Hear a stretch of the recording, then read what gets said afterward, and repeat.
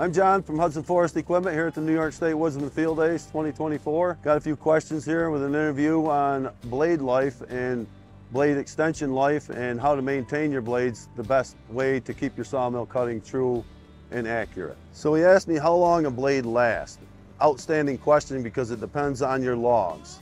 How your logs were handled before they got to your mill. If they were drugged through the mud, they're obviously going to be dirty, and dirt is the worst enemy for a blade of any kind, whether it be a sawmill blade, a chainsaw blade, or a planer knife, it doesn't matter. We sell a DB1 that can save the life of your blade. If you take the bark off of right where your cut is going to be, that saves your blade probably 2/3 or not, if not more, just by removing the bark off the log, because every cut with bark has dirt in it. You got to remember that a tree grows in the wild and there's dirt blowing around in the wind all the time, and it embeds into the bark of a tree. So whenever you're cutting bark, you're cutting dirt at the same time, which takes the corners off your blade. When you get the corner off your blade, that's what causes the dullness.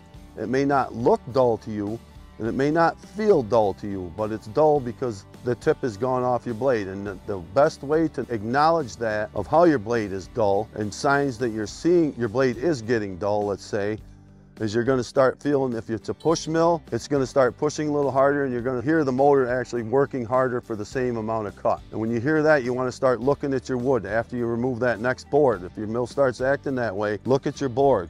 And if your board surface is like a wave coming up and down, and it may not be long waves, it may be just short ones, but what that blade is actually doing, the dullest side of the blade will push out of the wood, the sharp side will cut. So 9 times out of 10, dirt always falls to the bottom. So that your bottom side of your teeth that are cutting that side of the tree will dull first, which will force your blade up. Now if they get dull on the top, your blade may dive, because dirt's falling off the top slab. So in those cases, like I say, if you can debark the log, is the best option for saving blade life, is keep clean wood. Like this here, if you put a new blade on with this cant on here, you'd saw that cant. If everything was canted, you're gonna saw probably 10, 15, maybe 20 of them cants with the same blade, where if you sawed with the bark on them, you're gonna saw 2 to 3 logs, and that blade could be dull by then, especially if you're cutting in the bark. I've been in instances where I've entered a sawmill into a log, hit a glob of dirt, and that blade was dull within the first 2 feet of the cut. Back it out and change it, because you're not gonna force that blade through it.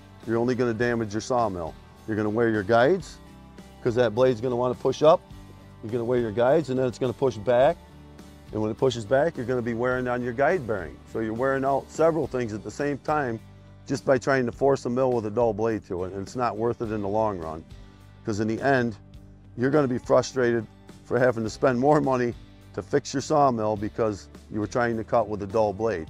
And I know a lot of people don't like to hear, well, my blade was dull. Well, it's the fact of the matter. I can't change that in your position, because I'm not there sawing lumber with you, peeling your logs and making sure you're not cutting dirt. So take the best step, clean your logs good. Pressure washing is good. If you don't have a pressure washer, air hose will work. A wire brush works a lot. I use that in my own sawmill a lot as a wire brush. I do a lot of slabbing with an Oscar 52, and a lot of people want the bark left on it, so I don't have a choice but to cut the bark with that. And you're cutting 48 inches of wood, 40, 30 inches. As soon as that tooth enters over here with dirt on it, it's going all the way through.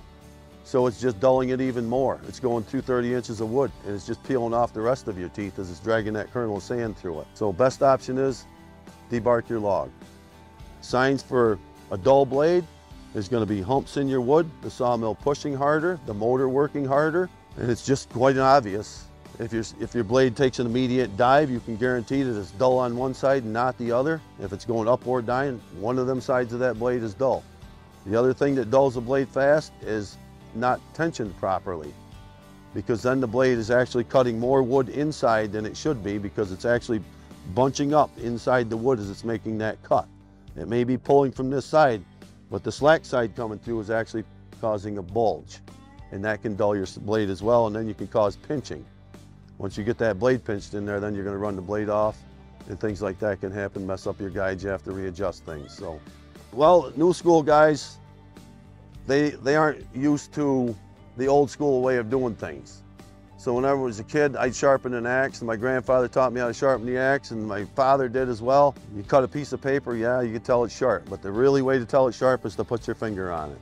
So I'm going to do a quick demonstration here on how the old timers tell, and I still tell this way, and it's the easiest way to tell and guaranteed that you will know that blade is dull. So I'm going to come up to my blade. I sawed this log, and what I do is everybody's got a fingerprint. We all know that. So I take my thumb, I just lightly press it onto the tooth. And the tooth should be wanting to grab into your fingerprint. It shouldn't just want to slide over it. You should feel it. And if you look at my thumb closely, this blade is actually getting dull because I can't feel it catching into my fingerprint. It wants to ride over it. A brand new blade would be grabbing into my thumb, but you don't press hard enough to cut yourself, obviously. Just drag it across, couple teeth.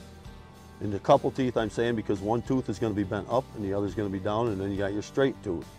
And that's what causes your kerf. So off the corners of that, they should be grabbing right in.